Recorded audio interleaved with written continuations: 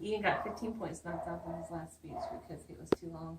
Being an avid film viewer myself, I kind of feel like it's important that we understand that, and we know whenever sex nudity is being used in a clever, artistic way, and whenever it's being misused and used to basically exploit women.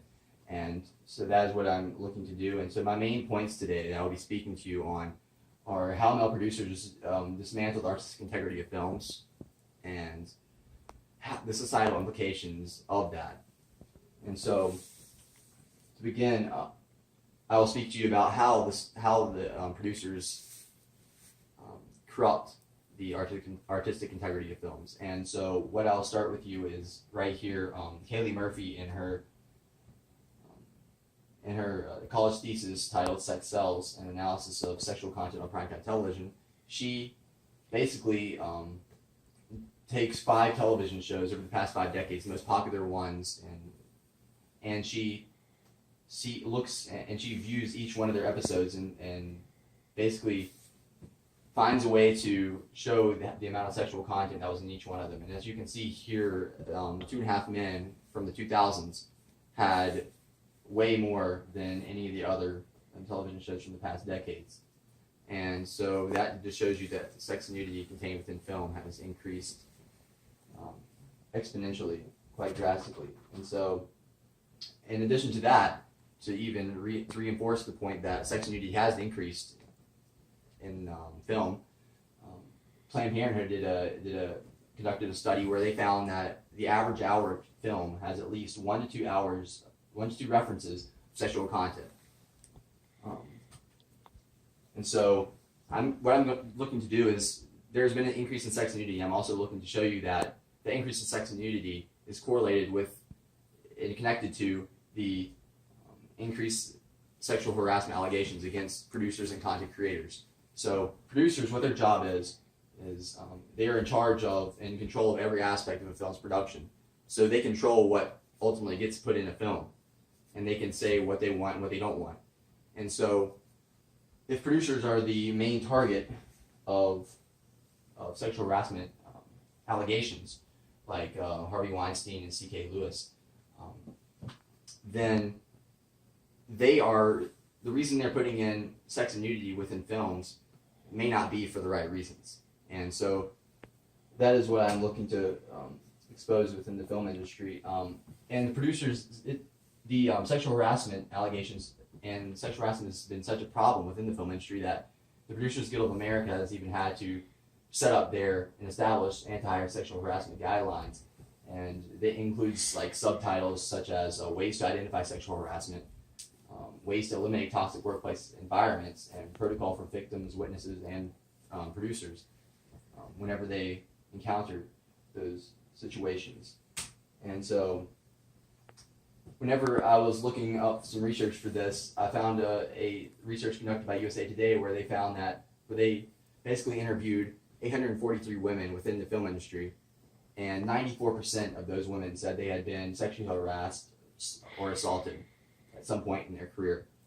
And in addition to that, they found that over 100 of the top producers / content creators have been accused of sexual harassment, meaning that there's a pretty strong connection between the increases of sex and nudity recently and the sexual harassment allegations of producers. And given that producers control everything that's within a film, they can basically control and use their off-screen actions. They can basically show up in the film by way of sex and nudity. And just to note, I'm not against sex and nudity within film. I think that's a part of life that should be talked about and discussed and depicted within film. But the way they are using it is not in any kind of artistic way. It's a way to basically exploit females, and it's just a showing of their important actions behind and off camera. And so, to show this, women behind the scenes in films in 2014. Of this, the producers that were in the top 250 films in the United States, nearly 80, I think around 87% of the producers were male. And so if males are the ones that are of whom the sexual harassment allegations are being put against, and given that females are the victims many of the times, it's showing that since the films that we are consuming the most are the ones that are directed by males, and of which their off-screen actions may show up in some form in the movies we watch. And so, to just show you some of the personal stories of some people who have been affected by these producers, Salma Hayek stated of Harvey Weinstein, she said that he told her to her name as an actress was not big enough on its own. So basically blackmailing her into doing what he wanted her to do, because he was the only way she was going to make it in the film industry. And this is how a lot of producers prey on actresses. They prey on their limited power within the film industry and their extreme power and ability to control whatever's in a film, and they do that.